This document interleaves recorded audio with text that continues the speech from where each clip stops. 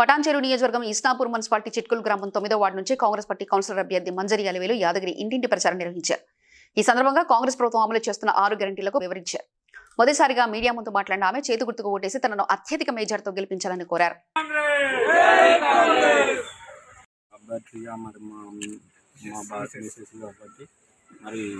Party మన గుర్తించి ఎంతమంది కూడా మరి వాళ్ళు పోటీలో ఉన్నా మరి 10 ఏళ్ళ నుండి కాంగ్రెస్ పార్టీ 15 ఏళ్ళ నుండి కాంగ్రెస్ పార్టీని కట్టుకొని పనిచేసిన కాబట్టి మా పార్టీని గుర్తించి మరి మా పార్టీ ఎప్పుడైనా కానీ పేదలకు అందరూ ఆలోచన చేసే పార్టీ కాంగ్రెస్.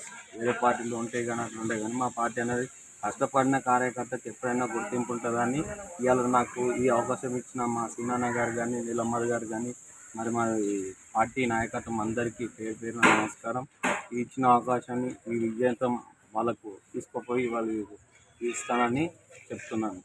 మరి మన ప్రభుత్వం వచ్చినాక మరి ఇప్పుడు కాంగ్రెస్ పార్టీ అధికారంలో ఉంది కాబట్టి ఫ్రీ బస్సు కానీ ఇందిరా మిల్లు కానీ మరి 10 ఏళ్ళ బీఆర్ఎస్ పార్టీ ఉన్నప్పుడు రేషన్ కార్డు కూడా రాకపోదు. మన పార్టీ వచ్చినాక కాంగ్రెస్ అధికారంలోకి వచ్చిన అందరికీ మరి రేషన్ కార్డులు కానీ 200 యూనిట్ కరెంట్ కానీ మరి ఇవన్నీ స్కీమ్ ఉన్నాయి. ఇంకా ఇవన్నీ మేము చేయాలంటే మరి మాకు బార్ మేజర్ మా ఒక వార్డు నెంబర్ పనిచేస్తే కూడా ఒక రేషన్ కార్డు కూడా ఇప్పించలేకపోయినా. అదే మా ప్రభుత్వం కాంగ్రెస్ పార్టీ వచ్చినాక ఎంతోమందికి రేషన్ కార్డులు వచ్చినాయి. మళ్ళీ వాళ్ళందరికీ వాళ్ళ సన్నబియ్యం ప్రభుత్వం ఇస్తుంది. ఈ పథకాలు కూడా అన్ని ప్రజలు కూడా గమనించి మరి 10 ఏళ్ళ బీఆర్ఎస్ పార్టీ మీద మరి కాంగ్రెస్ పార్టీ మరి వచ్చి 2 ఏళ్ళే అవుతుంది. కానీ మేము ఇప్పుడు 6 గ్యారెంటీలు 5 గ్యారెంటీల దాకా తీసుకొచ్చున్నాం. కాబట్టి ఇంకా మున్సిపాలిటీలో మాకు బార్ మేజారిటీతో మరి ఓటర్లు అందరూ బాగా అమ్మట్లను గెలిపిస్తే మేము ప్రభుత్వం దగ్గర తీసుకెళ్ళి సమస్యలు ఏమైనా బాగున్నాయి. ఖాళీలో ఉన్న ప్రభుత్వం ఏముందంటే ఇక్కడ చాలామంది ఒక్కొక్క ఇంట్లో 2, 3, 4 అన్నదమ్ములు ఉన్నారు. వాళ్ళకి ఇంట్లో ప్లాట్లు లేవు వాళ్ళకి. మరి అప్పుడు కాంగ్రెస్ ప్రభుత్వం ఉన్నప్పుడే 2007లో మల్లనగర్ ముందు 329లో కాంగ్రెస్ పార్టీ వచ్చింది. 329లో మరి కాంగ్రెస్ ప్రభుత్వం ఉంది. మరి 10 ఏళ్ళ బీఆర్ఎస్ పార్టీ అంటే ఒక ఇల్లు కూడా కట్టనీయలేదు అన్న. అదే కాంగ్రెస్ పార్టీ వచ్చి మాకు ఇప్పుడు దగ్గర ఒక 200-300 ఇల్లు కడతాం. అంటే కాంగ్రెస్ అనేది ప్రజలలో ఉంటుంది. ఉన్నోని కొట్టు లేనని పెట్టు అన్నదే కాంగ్రెస్ పని.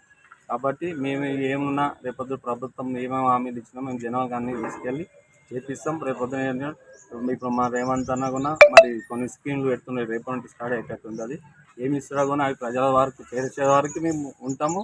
కాంగ్రెస్ పార్టీకి పనిచేసి ప్రజలకు అందరికీ న్యాయం చేస్తామని బాగా మా 9వ వార్డు మున్సిపాలిటీ అభ్యర్థిగా మంజరి అలివేలు గారిని గెలిపించాలని కోరుతున్నాం.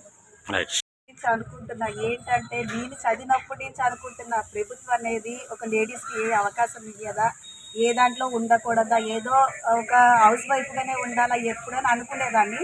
కానీ మన కాంగ్రెస్ అంటే మన పార్టీ మన అమ్మ లాంటిది.